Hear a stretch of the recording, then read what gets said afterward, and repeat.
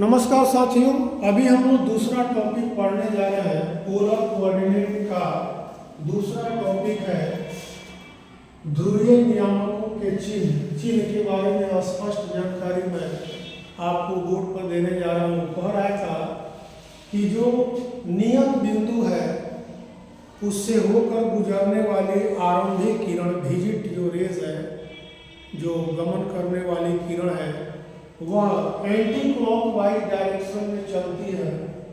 तो नियत बिंदु पर जो कोण बनता है वह धनात्मक होता है, और वही अगर क्लॉकवाइज दिशा में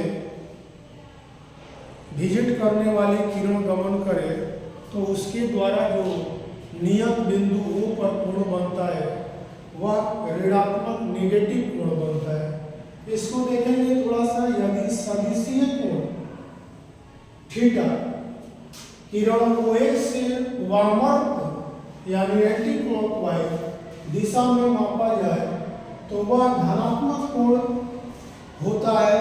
यदि वही दक्षिणावर्त यानी क्लॉकवाइज दिशा में मापा जाए तो वह ऋणात्मक कोण होता है।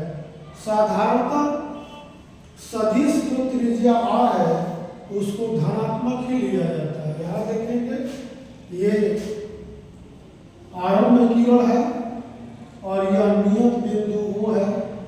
अगर एंटी क्लॉकवाइज दिशा में हम कोण को मापते हैं तो यहाँ सदिशीय कोण थीटा का मान धनात्मक होता है, और यहाँ जो आरंभ किरण है नियत बिंदु O, अगर क्लॉकवाइज दिशा में इस कोण को मापते हैं तो यहाँ थीटा का मान माइनस थीटा हो जाता है, ऋणात्मक होता है।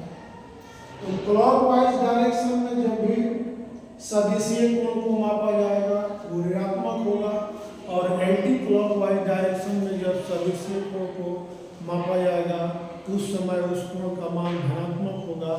इस बिंदु पर ज़्यादा से ज़्यादा सूझबूझ रखने पर ही हम आगे बाकी प्रश्नों की स्थिति, कोण या ध्रुवीय कोऑर्डिनेटों की स्थिति जानकारी प्राप्त कर सकते हैं। धन्यवाद।